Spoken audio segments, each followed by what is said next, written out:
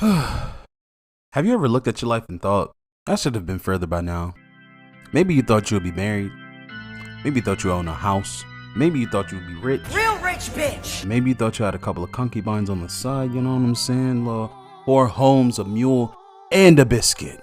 Maybe you thought you'll finally be happy or finally feel happy, but instead you're exhausted, unmotivated, questioning everything, and everyone keeps telling you, you're just burnt out. But what if you're actually not? What if you're actually just grieving? Grieving the life you thought you had? Well, that's what we're going to talk about today. Let's get into it. That's that on that. What's poppin', gang? Welcome back to the That's That on That podcast, hashtag TTOT podcast. I am your host, Poppy JB here. And if today's episode finds you in transition, if you're rebuilding, if life looks nothing like the vision board that you got planned out in the back of your closet, you're exactly where you need to be. This is the podcast episode where we unpack life without pretending like we got it all figured out. Come on in the room, yeah, go in the room.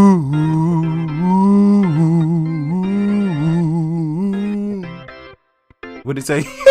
Jesus, my doctor, and me, write down all my scripture and he. Nah, but seriously though. Let me get into it. Burnout isn't always burnout. I think we use the word burnout for everything nowadays. We're tired, we're overwhelmed, we're emotionally numb, we don't care anymore. So we assume, I need a vacation. Sometimes we need a little vacation. Shit, I need one right now. Over this shit! Cue to Tokyo Tony. We're ready to get the fuck ASAP after this shit. You don't need a vacation though, so all the time. You just need permission to grieve. Permission from yourself to grieve, you know? People grieve more than death. They grieve careers, friendship, relationships, opportunities, old versions of themselves, financial stability, youth, dreams, hairlines, wigs, so on and so forth. Sometimes you're mourning a future that never happened, and that's heavy. Now I know what it feels like to look around and think, damn, what's going on? This is not my plan. This is nothing on this was on my bingo card. Okay, what the is going on? What is life? Like, I didn't plan for this. I didn't plan for that. I mean, shit. Y'all heard previous episodes. If you've been listening. We always thought by 25 we'd be rich and pay milk. Real rich bitch. Okay, now that happens for some. And I hate, just give me a little piece of money. Give me a little piece of money. But anyway.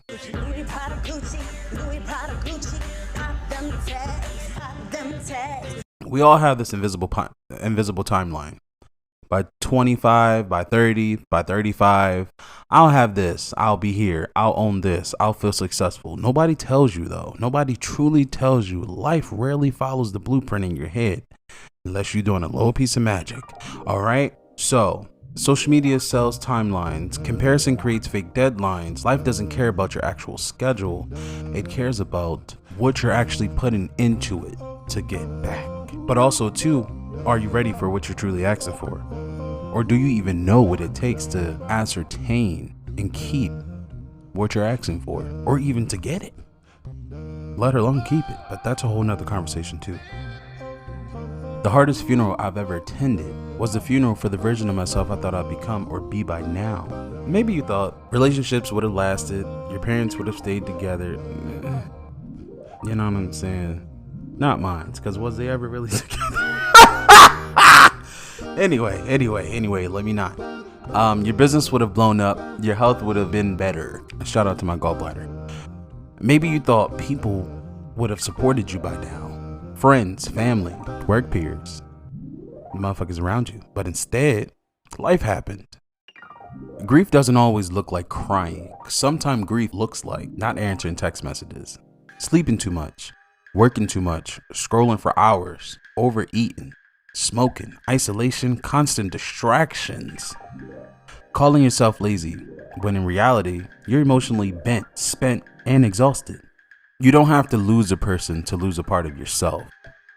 You just have to go inward to figure out what the fuck is lost. How did we get here? But I have a question for you though. Question? What version of yourself are you secretly mourning? leave that down in the comments. Like, let me know, or DM me if you ain't really trying, you know what I'm saying? Let everybody else know like that. I'm thinking about opening up like some kind of like, advice column, something, coming debate show. I don't know. Maybe something in the future coming like that or something close to that, but we'll see how that really works out. And,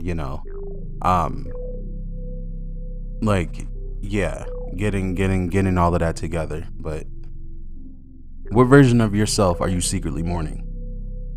And have you really sat down with yourself enough to even understand, feel, and become aware of what parts of you are dying and living and growing and thriving? Rebuilding doesn't mean starting over all the time, at least. You know what I mean? I think rebuilding gets a bad reputation, depending on what dummy you listening to. You know what I'm saying? People here start over and they panic.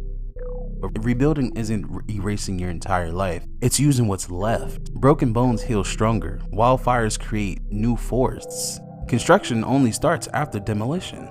Maybe your old dream had to die because the person you're becoming couldn't fit inside it anymore. Shit, maybe your old dream was actually smaller than your higher self. Maybe, the person you're becoming, or really truly supposed to be, doesn't fit the mold of the bullshit or the minuteness of what you once thought you wanted. Sometimes God doesn't destroy your plans, he outgrows them. Let's talk a little bit about identity. You're not your job, you're not your relationship, your income, your mistakes, or your timeline. Instead of asking yourself and asking God, why isn't my life working out? Ask, what is this season trying to teach me? Instead of, when will everything go back to normal? And once again, not only talking to you, I'm talking to myself, because this is straight from the chair. You know what I'm saying? Because me and God, we talk every day and we be having some conversations, all right? Because life be doing what it do. But remembering your life doesn't fall apart, it's falling in place, and everything works out for your greater good if you actually allow it to. And don't fight. I mean, shit. Fight them demons. But don't be out here, you don't gotta fight the growth and the blessings, because sometimes we do that too, but that's a whole nother conversation. Instead of asking, when will everything go back to normal? Ask, what if normal isn't where it's meant to return? Snap, snap, snap, and a kid. Instead of, what did I lose? Ask, what survived? What survived in me? What's left? And does anything else need to be burnt off? Does anything else need to be shaved off? What can no longer help me grow? Do I need to prune anything else from my life so I can go to where I need to be? I think healing begins when we stop trying to resurrect the version of ourselves that no longer exists. Sometimes you're not becoming someone new, you're finally becoming yourself. Just a few questions. I want you to answer this honestly. Just to open up the conversation in the I was about to say in the description box below. No, but wherever you type in that, whether you on the Spotify comments, YouTube, Instagram, whatever, let me know something. I want you to answer this honestly though. What's one dream that you had to let go of? And what did it actually teach you? Drop in the comments and let me know. Because think about it too. It's each one teach one, each one teach one. Shouts out to my bitch Moni. And I really don't think that they ever really talked about what the lady named Imprecious was, the one that Monique played. But shout out to her. What she say? What that bitch say? Each one teach one. No, but seriously, each one teach one. Because somebody reading the comments, somebody asking you, reading your questions and responding and everything else like that, you never know, that could be helping. Somebody reading the story might realize they're not alone. So I just wanted to, tap on y'all noggins a little bit. Nothing too crazy. I ain't gonna hold y'all too long, okay? All right. But if this conversation helped you today, share this with somebody you know. Share this with somebody who's been calling themselves burnt out. You know what I'm saying? Not only ask them, you all right, you good, what's going on? Yeah, go, or just assuming, they just still burned out. Just send them a little extra. Send them this episode. Send them a little pod conversation. Nothing crazy. Hashtag TTOT podcast. Shouts out to you. Welcome. Or welcome back once again. Maybe you're not burnt out. Maybe you're just grieving. Be kind to yourself. Healing isn't linear. Rebuilding isn't failure. And remember, sometimes in life, the life you lose makes room for the life you're actually meant to live. I would just say that's just that on that. But also remember, for the quote of the century, sometimes your life isn't falling apart, it's falling in place. You can never position yourself in a way to receive if you're too busy holding on to the past that no longer serves. Your hands are clutched and curled. They're not open to receive. You're just continuously grabbing onto your old self. That's just that on that. Snap, snap, snap, snap, snap. Don't forget to like, comment, follow, subscribe. Tell a friend to tell a friend. And also to open up the conversation. Let's really have a chat about burnout and grief. And also too, how fucking crazy this life is that we live in right now. Especially, I can't even say especially if you're just over here in America, because I know this is touching like other countries and stuff like that. What y'all going through? Everybody around. Let's chat it up. Google translation or something like that. You know what I mean? But it's your boy Poppy JB, and I am out.